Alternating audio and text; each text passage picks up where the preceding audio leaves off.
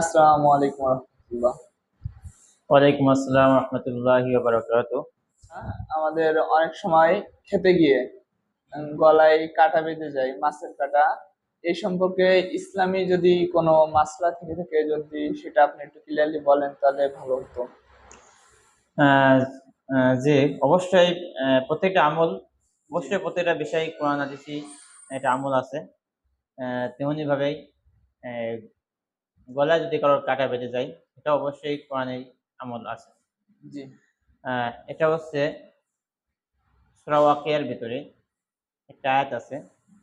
এই আয়াতটা যদি আমল করা হয়, আমল করার নিয়মটা আমি বলে দিই। প্রথমেই যখন কারোর গোড়ায় কাটা বেঁধে যায়, যাওয়ার পরে তিনি তার এখানে ঠিক এরকম ভাবে হাত দিয়ে জি। আহ, দম নেবে। দম নিয়েই অর্থাৎ মুখ বন্ধ করে এখানে তিনি টানবে আর বলবে, প্রথমে টান দেওয়ার পরে বলবে ওয়াইজা বালাগাতিল হুলকুম। এরপরে দ্বিতীয়বার আবার দম নিয়ে বলবে ওয়াইজা বালাগাতিল হুলকুম। এরপর তৃতীয়বার আবারও দম নিয়ে বলবে ওয়াইজা বালাগাতিল হুলকুম। ইনশাল্লাহ আল্লাহর রহমতেই তার কাটা আহ, ওখান থেকে সরে যাবে। এটা যদি কারোর কষ্ট হয়, কষ্টকর মনে হয়, তাহলে আরেকটা কাজ করতে পারে।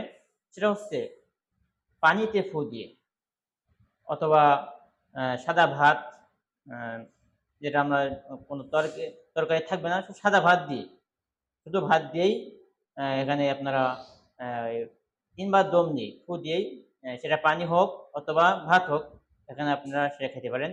আল্লাহ রহমতেই আপনার কাটা স্থানে আসে, সেখান থেকে সরে সরে যাবে। জি, তাহলে আমরা ইনশাল্লাহ আশা করতে পারি যে এই যে কোরআনের আয়াত গুলা পড়ে ফজিলে আর যে এগুলো বললেন, এগুলো করলে ইনশাল্লাহ কাটা সরে যাবে। হ্যাঁ, ইনশাল্লাহ আল্লাহ